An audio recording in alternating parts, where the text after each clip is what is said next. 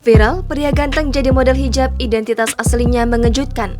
Sosok pria ganteng jadi model hijab viral di media sosial. Saat identitas asli pria tersebut terkuak, netizen pun terkejut, ini sosoknya.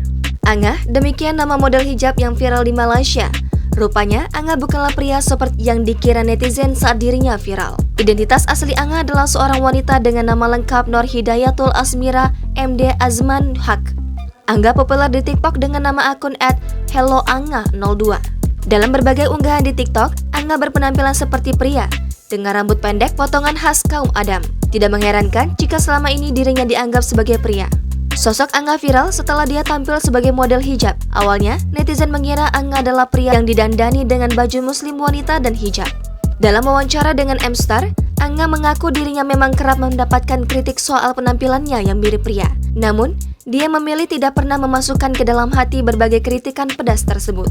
Aku nyaman seperti ini, aku bukan orang yang keras atau kasar, tapi aku suka memakai baju maskulin sejak usia 12 tahun. Kata Angah yang saat ini berusia 19 tahun. Aku tidak merasa canggung memakai baju model wanita karena aku terlahir sebagai wanita. Bukannya aku tidak terbiasa memakai baju itu.